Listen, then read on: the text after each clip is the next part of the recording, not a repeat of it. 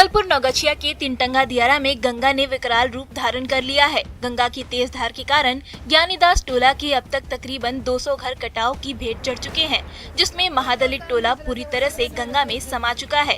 ज्ञानीदास टोला में महादलितों का 30 घर था, जिसमें से 20 से ज्यादा घर गंगा में समा चुके हैं।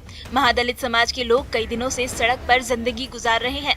वहीं कटाव के डर से बाकी लोग अपना घर खाली कर पास के पंचायत भवन में रह रहे हैं। तस्वीरों में साफ देखा जा सकता है कि कैसे घर मिनटों में धाराशायी हो गए और घर के ईंट पत्थर की तिनके की तरह बाढ़ में बह रहे हैं। आशियाना उजड़ जाने से लोगों के सामने 2 वक्त की रोटी पर भी आफत आ गई है। पीड़ित परिवार का कहना है कि आशियाना उजड़ने के बाद उन्हें कोई मदद नहीं मिली। वहीं सरकारी और प्रशासनिक स्तर पर भी अब तक कोई मदद नहीं मिली है। घर गंगा में समा जाने के बाद रोजगार बंद हो गया है। अब उनके आगे रोजगार का भी संकट आ गया है।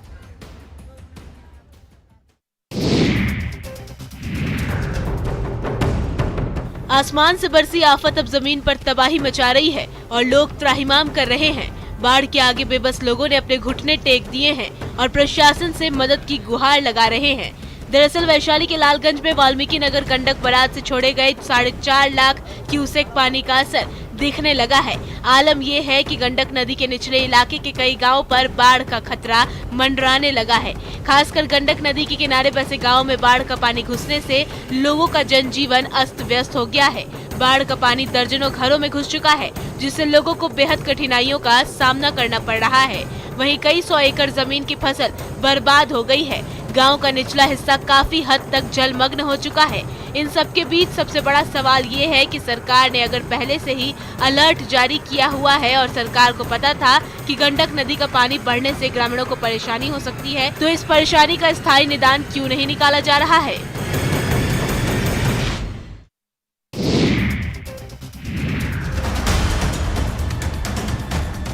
स्कूल को शिक्षा का मंदिर कहा जाता है, लेकिन यदि शिक्षक ही नशे की हालत में पढ़ाने आए तो फिर वहाँ पढ़ाई की स्थिति क्या हो सकती है, इसकी महज कल्पना ही की जा सकती है। ऐसा ही मामला सामने आया है गढ़वा जिले से, जहाँ एक स्कूल में नशेबाज शिक्षक से छात्र छात्राएं परेशान हैं। सुखबना उत्क्रमित प्राथमिक विद्यालय के छात्रों की शिकायत है कि स्कूल के शिक्षक शंकर राम गुटखा खाकर पढ़ाने आते हैं। कभी नशे की हालत में भी स्कूल पहुंच जाते हैं और छात्रों से गुटखा के साथ ही शराब तक लाने को कहा जाता है।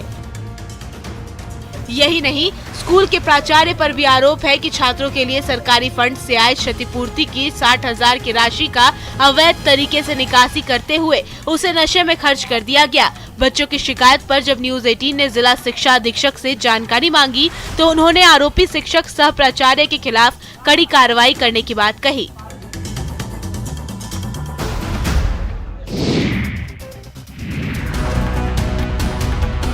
कोयलांचल धनबाद में अवैध लोहा और कोयला कारोबार को लेकर वर्चस्व की लड़ाई जारी है। गैंगवार भी आए दिन होता रहता है। ताजा मामला बाघमारा अनुमंडल से जुड़ा है, जहां 2 गुटों में वर्चस्व की लड़ाई में 2 युवकों को गोली मार दी गई। एक शख्स की हालत नाजुक बनी हुई है, जिसे दुर्गापुर रेफर करने की तैयारी की जा रही है। पुलिस ने मामले में 5 नामजद और 1 अज्ञात के खिलाफ FIR दर्ज कर ली है। फायरिंग बरोरा थाना क्षेत्र के डुमरा फुलारी टाड़ मार्ग स्थित मंदिरा के पास देर रात की गई। जिस युवक को गोली लगी है उसका नाम विशु चक्रवर्ती है। उसका भी आपराधिक इतिहास रहा है। कई मामलों में वो जेल जा चुका है। आपको बता दें कि बाघमारा, बरोरा, मधुबन थानों में आउटसोर्सिंग कंपनियों में फायरिंग से जुड़ा केस दर्ज है। पुलिस फायरिंग करने वाले आरोपियों की धरपकड़ में जुटी है। वहीं थाना प्रभारी नीरज कुमार ने मामले की जानकारी लेते हुए सभी अपराधियों की गिरफ्तारी के लिए निर्देश दिए हैं।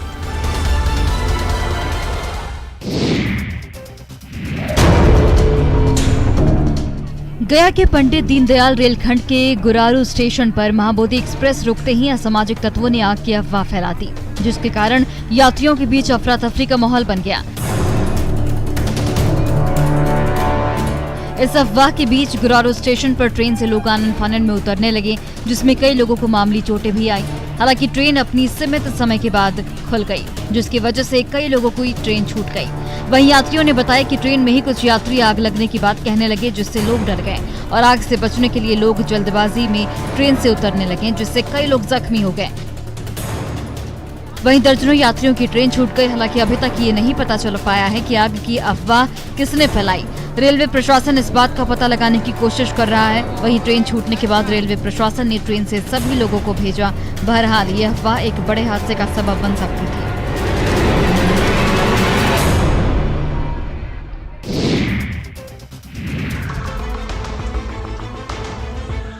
बेगूसराय में जमीन विवाद में दो पक्षों के बीच जमकर मारपीट हो गई, जिसमें एक नाबालिग लड़की, महिला सहित 3 लोग गंभीर रूप से घायल हो गए, जिनका इलाज सदर अस्पताल में चल रहा है। मामला सिंघौल थाना क्षेत्र की डुमरी गांव का है। दरअसल पीड़ित सुरेश शाह ने अपनी पड़ोसी अमरजीत शाह और शत्रुघ्न शाह पर आरोप लगाते हुए कहा कि विवादित जमीन पर इन लोगों ने मकान बना रखा था, जबकि इस जमीन के मामले में अभी कोर्ट का फैसला आना बाकी है और कोर्ट में केस चल रहा है। जब सुरेश शाह इन लोगों को रोकने के लिए गए तो सभी लोग जमा हो गए और सुरेश शाह और उनके परिजनों के साथ मारपीट करने लगे। साथ ही साथ सुरेश शाह के बहू के गले से सोने की चेन और अन्य जेवरात छीन लिए। पीड़ित पक्ष ने आरोपियों के खिलाफ मामला दर्ज करवाया है और पुलिस से न्याय की मांग की है। पुलिस मामले की जांच में जुट गई है। मारपीट किया है, हमें यहाँ देखिए, यहाँ फिर मारा है। कौन किया है मारपीट आपके साथ? सगारा साहब और उसके लड़का अमरजीत साहब है, अजीत साहब है, इस सब मिलकर हमको मारा है। ट्रक बन गया स्टेज और फिर शुरू हुई कानफोड़ म्यूजिक पर अश्लीलता, नग्नता का नाच और देवी का विसर्जन। भला क्या ये पूजा है? ये कैसी आस्था है जिसमें सिर्फ और सिर्फ अश्लीलता दिखाई दे रही है? साथ ही लोग पारंपरिक हथियारों का प्रदर्शन करते नजर आ रहे हैं। ये देखिए, 1-2 नहीं बल्कि कई नचनियां अपनी अदाएं और लटके झटके दिखा रही। लोग भी बड़े आनंद से उन्हें देख रहे। अश्लील म्यूजिक पर लोग झूम रहे। नचनियां अश्लील कपड़े पहनकर नाच रही है, ठुमके पर ठुमके लगाए जा रही है। इस दौरान लोगों की भारी भीड़ दिखाई दे रही। दरअसल छपरा में मूर्ति विसर्जन के दौरान जुलूस में अश्लील गीत और नृत्य पर पूरी तरह से रोक है। बावजूद मूर्ति विसर्जन जुलूस में अश्लीलता हावी है। विभिन्न पूजा समितियों द्वारा निकाले गए जुलूस में डांसर ने जमकर अश्लीलता परोसी। बजरंगबली की प्रतिमा के साथ निकले जुलूस में डांसर जहां अश्लील ठुमके लगाए, तो वहीं लोग डीजे के धुन पर पारंपरिक हथियारों के साथ झूमते गाते नजर आए।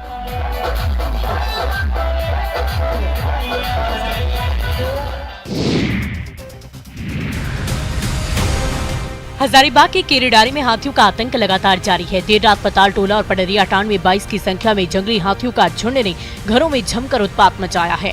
हाथियों ने लगभग 10 एकड़ की भूमि पर लगे धान, मक्का व अन्य फसलों को बर्बाद कर दिया है। कई कच्चे मकान भी ध्वस्त हुए हैं। हाथी घर में रखे अनाज को चट कर गए हैं। बताया ये जा रहा है कि वन विभाग की टीम भी हाथियों के सामने बेबस नजर आ रही है। ग्रामीणों ने मुआवजे को लेकर स्थानीय प्रशासन और सरकार से गुहार लगाई है। हाथियों के झुंड को देखकर लोग भयभीत नजर आ रहे हैं और रतजगा करने को विवश हैं। कई बार सूचना देने के बाद भी वन विभाग की टीम हाथियों को भगाने में विफल साबित हो रही। ग्रामीण खौफ के साए में रहने को मजबूर हैं। दरअसल इलाके में पिछले 15 दिनों से लगातार उत्पात मचा रहे ये हाथी, लगातार इनकी तलाश जारी है, लेकिन इनकी क्षति का आकलन वन विभाग की तरफ से किया जा रहा। हाथियों के उत्पात के आगे वन विभाग कार्रवाई की जगह प्लानिंग में जुटा है। हाथियों को भगाने के लिए वन विभाग से टीम बुलाई जा रही। लोग हाथियों को भगाने के लिए वन विभाग की ओर से सहायता नहीं मिलने का आरोप लगा रहे हैं।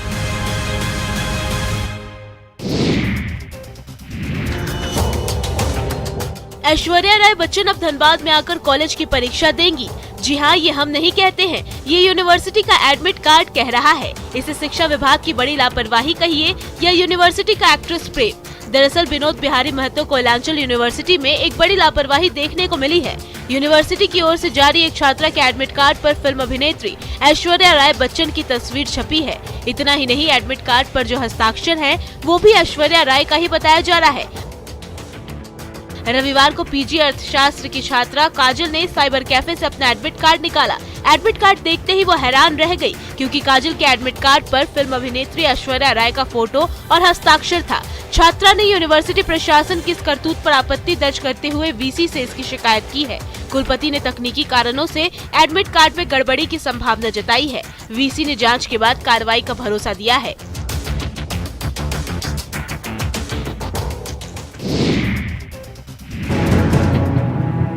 गोपालगंज में गंडक नदी का तटबंध टूटने के बाद लोगों की परेशानी बढ़ती जा रही है।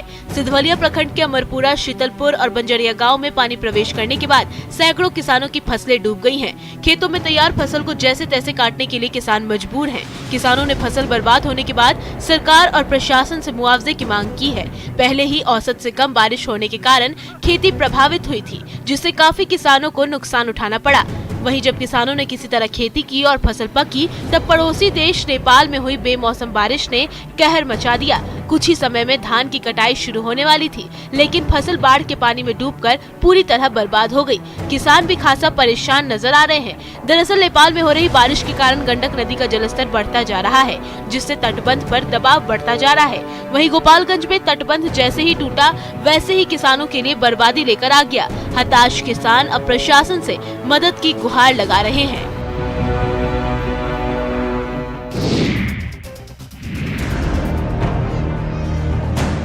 बेतिया में नौतन और बैरिया प्रखंड क्षेत्र के 1 दर्जन गांव बाढ़ की चपेट में हैं, जिसके कारण इस इलाके में हजारों लोगों की जिंदगी एक बार फिर बांध और नावों पर आकर टिक गई है। दरअसल दशकों से बाढ़ की विभीषिका झेलने वाले ये लोग नौतन प्रखंड क्षेत्र के दियारा वासी हैं, जो पहले जून से लेकर अगस्त तक ही पानी का कहर झेलते थे, लेकिन पिछले 2 सालों में यह सिलसिला अक्टूबर तक पहुँच गया है। इस महीने की शुरुआत में नेपाल के जल अधिग्रहण क्षेत्र में जोरदार बारिश के कारण वाल्मीकि नगर गंडक बराज से 4.5 लाख क्यूसेक से अधिक पानी छोड़ा गया, जो अब इस क्षेत्र में कहर बरपा रहा है। लोग नाव के सहारे आना जाना कर रहे हैं और कई लोग तो पलायन का दंश झेलने को मजबूर हैं। घर खेत सब कुछ बाढ़ की भेंट चढ़ गया, पर फसल बर्बाद होने के कारण किसान परेशान हैं। वहीं प्रशासन से सहायता नहीं मिलने के कारण क्षेत्र के लोगों में नाराजगी है।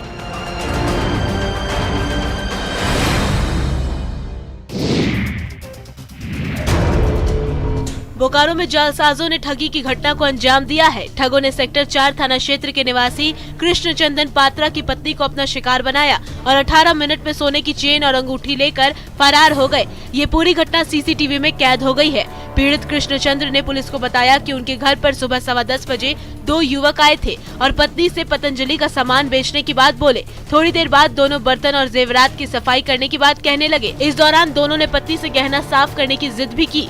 जब पत्नी ने अंगूठी और चेन को साफ करने को दिया तो वे गहना लेकर फरार हो गए। चोरों की तस्वीर सीसीटीवी कैमरे में कैद हो गई है। ये देखिए, यही है वो ठग जिसने महिला को ठगी का शिकार बनाया और बड़े आराम से बाइक पर बैठकर निकल गए। हालांकि पुलिस तस्वीरों के जरिए चोरों का पता लगाने में जुटी हुई है। ये चोर बोकारो में इस तरह की घटना को पहले भी अंजाम दे चुके हैं। ये घर में अकेली महिलाओं से बर्तन और जेवर साफ करने के बहाने उनसे जेवर लेते हैं और पलक झपकते ही बहाना बनाकर वहाँ से फुर्र हो जाते हैं।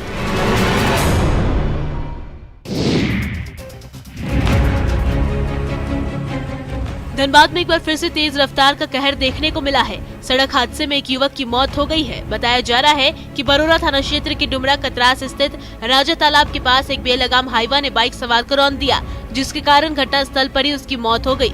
घटना की सूचना मिलते ही मौके पर पहुंचे मृतक के परिजनों ने जमकर हंगामा किया। इस दौरान गुस्साए लोगों ने डुमरा कतरास मार्ग को जाम कर दिया और मुआवजे की मांग करने लगे। काफी देर तक जाम के कारण यातायात प्रभावित रहा। लोग सड़कों पर उतरकर विरोध करते नजर आए। इस दौरान हाई वोल्टेज ड्रामे की खबर जैसे ही पुलिस को मिली, वैसे ही पुलिस मौके पर पहुंच गई। स्थानीय पुलिस के हस्तक्षेप के बाद भी लोग नहीं माने और विरोध करते रहे। काफी समझाने के बाद आक्रोशित लोग शांत हुए। जैसे तैसे पुलिस ने लोगों को समझा बुझाकर मामले को शांत कराया। मृतक की पहचान मंद्रा निवासी गोपाल यादव के रूप में हुई है। पुलिस ने शव को पोस्टमार्टम के लिए भेज दिया है और मामले की जाँच में जुट गई है।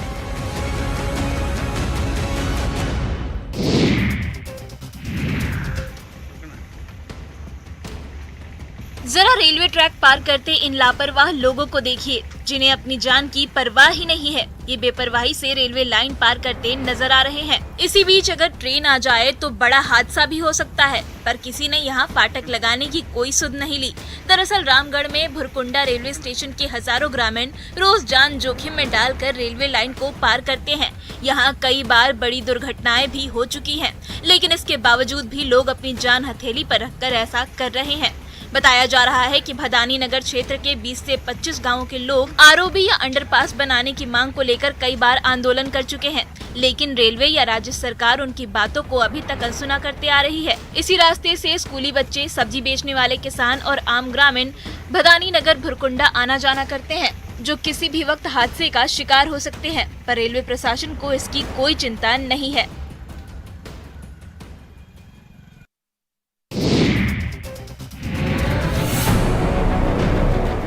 बेगूसराय उत्पाद विभाग के बैरक में उस समय अचानक अफरा तफरी मच गई जब चुलाई शराब के साथ हिरासत में लाई गई एक आरोपी महिला अचानक बेहोश होकर गिर गई। इस घटना की खबर फैलते ही पुलिस के होश उड़ गए और आनन फानन में विभाग के पुलिस अधिकारी आरोपी महिला को इलाज के लिए सदर अस्पताल ले गए, जहां स्थिति को गंभीर देखते हुए डॉक्टरों ने उसे अस्पताल के आईसीयू वार्ड में भर्ती कराया, जहां महिला का अभी इलाज चल रहा है। इस संबंध में उत्पाद उपाधीक्षक ने बताया कि आरोपी महिला को नगर थाना क्षेत्र के हर हर महादेव चौक से 4 लीटर महुआ शराब के साथ गिरफ्तार किया गया था। महिला को कोर्ट जाने के पहले छाती में दर्द होने की शिकायत पर इलाज के लिए उसे सदर अस्पताल में भर्ती कराया गया। वहीं डॉक्टरों का कहना है कि फिलहाल महिला की स्थिति सामान्य बनी हुई है। महिला का इलाज अभी जारी है। रात भर तक तो ठीक थी, अभी जाते समय बोली कि सीने में दर्द है। जज साहब बोले कि पहले इसका इलाज करा, तो हम लोग तत्काल ही उसको सदर अस्पताल लेके आए और अभी डॉक्टर ने रेफर उनको आईसीयू में कराया।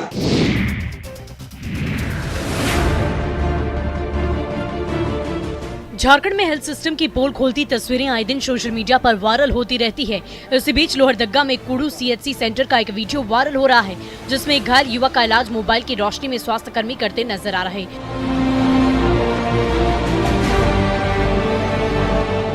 फ्लैशलाइट में चल रहे इलाज का लोगों ने वीडियो बना लिया और उसे वायरल भी कर दिया। वीडियो में देखा जा सकता है कि अस्पताल में लाइट नहीं है, लेकिन मरीज की जान बचाने की खातिर मोबाइल की फ्लैशलाइट में मरीज का इलाज किया गया। दरअसल जिंगी पंचायत के मुखिया का भतीजा सड़क हादसे में घायल हो गया था। उसे इलाज के लिए कुड़ू सीएचसी लाया गया था, लेकिन वहाँ स्टाफ क्वार्टर में तो लाइट थी, लेकिन पूरा अस्पताल अंधेरे में डूबा था।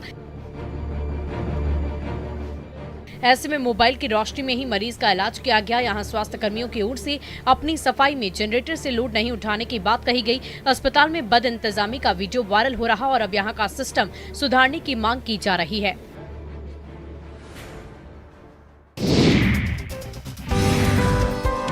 IRCTC देश भर के धार्मिक स्थल भ्रमण के लिए स्वदेश दर्शन पर्यटन के नाम से एक विशेष ट्रेन चला रही है। इसी कड़ी में 10 अक्टूबर को यह ट्रेन दरभंगा से देश भर के प्रमुख ज्योतिर्लिंग के दर्शन के लिए खुली। यह ट्रेन 10 दिनों की यात्रा के दौरान कई प्रसिद्ध मंदिर के अलावा कई दार्शनिक जगहों का भ्रमण कर 11वें दिन वापस लौट आएगी। इस विशेष ट्रेन में सफर करने वाले यात्रियों का स्वागत खुद दरभंगा के सांसद गोपाल जी ठाकुर ने पाग और माला पहनाकर किया। बैंड बाजे के साथ सांसद गोपाल जी ठाकुर के साथ नगर विधायक संजय सरावगी और विधान पार्षद हरीश सहनी ने हरी झंडी दिखाकर इस ट्रेन को विदा किया। ट्रेन में सफर करने वाले तीर्थयात्री भी अपने स्वागत से गदगद थे। इस स्पेशल ट्रेन की खास बात यह है कि इस ट्रेन में न सिर्फ यात्रियों के लिए सभी प्रकार की सुविधा दी गई है, बल्कि टूर के दौरान रात्रि विश्राम भी होटल में कराने की व्यवस्था की जाएगी। रास्ते भर खाना पीना भी बिल्कुल मुफ्त होगा और न ही कोई पाबंदी होगी। ट्रेन में तकरीबन 750 लोग एक साथ सफर कर रहे हैं।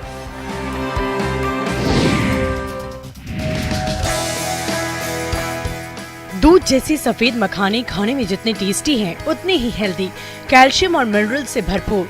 जब मखाने की बात हो तो बिहार सबसे आगे रहता है।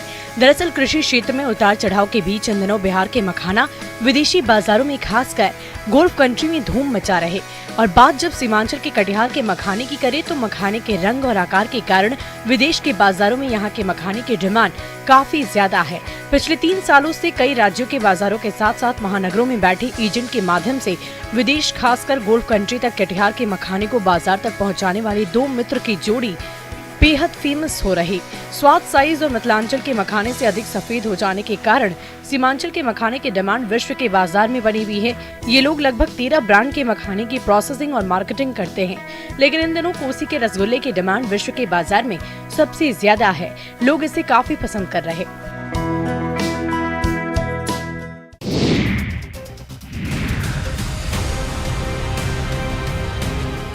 दम लगाकर ऑटो को धक्का देते ये पुलिसकर्मी हैं जो अपराधियों को हिरासत में लेकर जांच के लिए सदर अस्पताल पहुंचे हैं। ये तस्वीरें एक बार फिर पुलिस विभाग और सिस्टम की सच्चाई दिखा रही है। हैरानी की बात तो ये है कि थाने में 2-2 गाड़ी होने के बावजूद भी पुलिसकर्मी अपराधियों को ऑटो से लेकर पहुंचे हैं। दरअसल बेगूसराय के परिहारा थाना इलाके में 307 मामले में 2 आरोपियों को पुलिस ने हिरासत में लिया था, लेकिन इसके बाद पुलिस जीप की बजाय आरोपियों को ऑटो में लेकर सदर अस्पताल पहुंची। हद तो तब हो गई जब ऑटो भी धक्का मार निकला और पुलिसकर्मियों के द्वारा धक्का मारकर ऑटो को स्टार्ट करने की कोशिश की गई। इतना ही नहीं, जब एएसआई नवीन कुमार से पूछा गया तो उन्होंने भी सीधे सीधे जवाब देते हुए कहा कि अगर कैदी भाग जाए तो इसमें मैं क्या कर सकता हूँ। पहले ऑटो से आरोपियों को लाना और फिर एएसआई द्वारा ऐसी प्रतिक्रिया देना कहीं न कहीं पुलिस की कार्यशैली पर गंभीर सवाल खड़े करता है।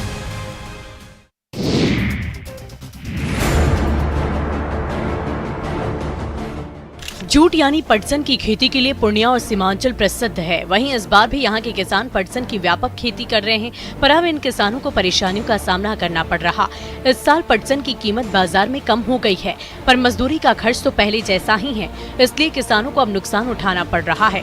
किसानों का कहना है कि 1 एकड़ पटसन की खेती में करीब 30,000 खर्च हो जाते हैं। पटवा कटाने और उसे तैयार करने में मजदूरी काफी लग जाती है। ऐसे में इस बार पटसन की कीमत बहुत कम है। जहां पिछले साल 7,000 प्रति क्विंटल पटवा बिका था, वहीं इस बार मात्र 4,000 प्रति क्विंटल पटवा बिक रहा है। किसानों का कहना है कि सरकार द्वारा पटवा की समर्थन मूल्य पर खरीदी नहीं हो रही, जिस कारण उन्हें खेती में फायदा नहीं हो रहा है। लोगों ने पटवा का समर्थन मूल्य तय कर सरकारी स्तर पर खरीदारी करने की मांग की है, ताकि किसानों को थोड़ी राहत मिल सके।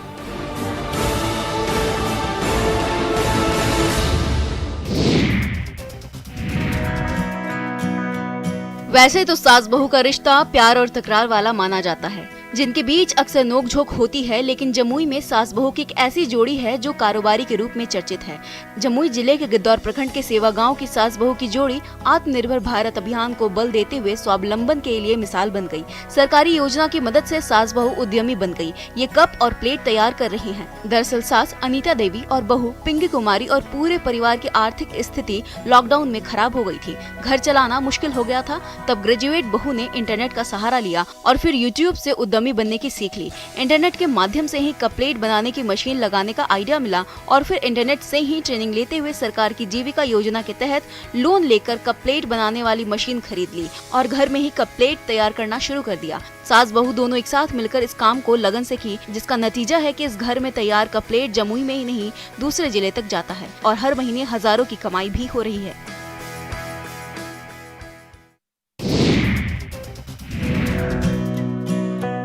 लहलहाती हरी साग और गोल मटोल लजीज बैगन की फसल देखकर आप सोच रहे होंगे कि ये किसी किसान का खेत है, पर आपको जानकर हैरानी होगी कि ये दृश्य शेखपुरा जिले के मिडिल स्कूल का है, जहां पोषण वाटिका विकसित करने का एक कॉन्सेप्ट इजाद किया गया है, जिसमें हरी भरी सब्जियां उगाई जाती है, जिससे बच्चों को एक तरफा जहाँ पौष्टिक सब्जी मिड डे मील में खाने को मिल जाती है, वहीं दूसरी तरफ कृषि के क्षेत्रों में छात्रों का नॉलेज और इंटरेस्ट भी बढ़ता जा रहा है। शेखपुरा का अभ्यास मिडिल स्कूल, जहाँ पोषण वाटिका में सब्जी और फूल लगाए गए हैं, सब्जी का उपयोग मिड डे मील में किया जा रहा है। विद्यालय परिसर में खाली पड़ी जमीन में आसानी से पोषण वाटिका विकसित किया जा रहा है। बच्चे भी स्कूल के बाद अपनी मर्जी से इस वाटिका में काम करते हैं और पौधों की देखरेख करते हैं। वहीं स्कूल के पदाधिकारी का कहना है कि बच्चे इस एक्टिविटी में काफी क्रिएटिव हो रहे हैं, पर ऑर्गेनिक हरी सब्जियों में उनकी सेहत भी अच्छी बनी रहती है, साथ ही मिड डे मील में काफी टेस्ट बढ़ जाता है।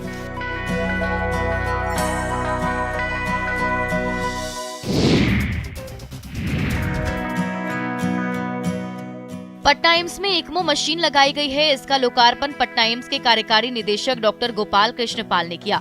ये राज्य के किसी सरकारी अस्पताल में लगने वाली पहली मशीन है। ये लाइफ सपोर्ट सिस्टम से हार्ट और लंग्स को सपोर्ट करने के लिए अत्यंत गंभीर मरीजों के लिए उपयोग में लाया जाता है।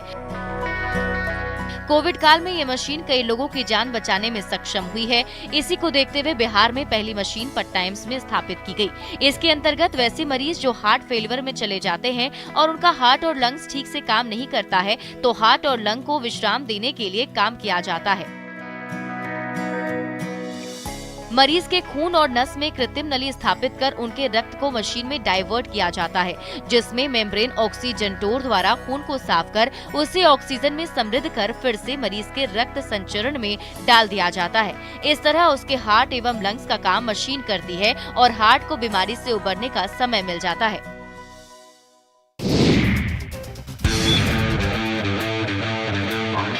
इन पहलवानों को देखिए जो अखाड़ों में अपना दम दिखा रहे हैं, एक दूसरे को पछाड़ने की होड़ लगा रहे हैं।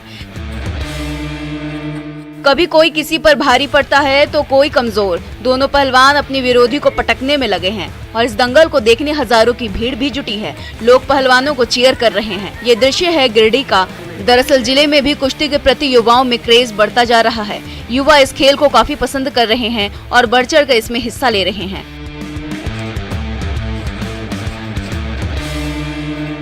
युवाओं के इस उत्साह को देखते हुए जिला कुश्ती संघ ने एक प्रतियोगिता का आयोजन करवाया ताकि यहाँ टैलेंट को पहचाना जा सके और जीतने वाले युवाओं को सम्मान के साथ आगे बढ़ने के लिए प्रोत्साहित भी किया जा सके। आपको बता दें कि गोड्डा में होने वाली 23वीं सीनियर राज्य स्तरीय कुश्ती प्रतियोगिता में गिरिडीह के युवा भी अपने जिले का प्रतिनिधित्व करते नजर आएंगे।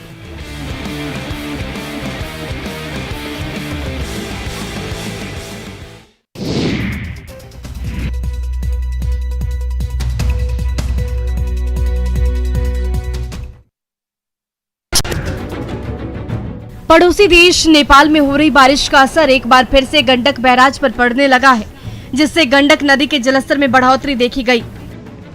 दरअसल नेपाल के साथ ही वाल्मीकि नगर और आसपास के इलाकों में लगातार हो रही बारिश के बाद गंडक के जलस्तर में तेजी से वृद्धि हो रही है। वाल्मीकि नगर गंडक बैराज से 2,80,000 क्यूसेक पानी का डिस्चार्ज गंडक नदी में हो रहा है। गंडक नदी में बढ़ते डिस्चार्ज को देखते हुए वाल्मीकि नगर गंडक बैराज के सभी 36 फाटकों को खोल दिया गया। वहीं हालात को देखते हुए जल संसाधन विभाग ने सभी इंजीनियरों को बांधों और तटबंध की सुरक्षा बढ़ाने का निर्देश दिया है। फिलहाल वाल्मीकि नगर गंडक बैराज के कंट्रोल रूम को भी अलर्ट कर दिया गया है। हर साल पड़ोसी देश से आए बाढ़ के पानी के कारण गंडक नदी विनाशकारी रूप ले लेती है और लाखों लोग इस नदी का प्रकोप झेलने को मजबूर हो जाते हैं। कई लोगों के घर, खेत और मवेशी बाढ़ का शिकार हो जाते हैं।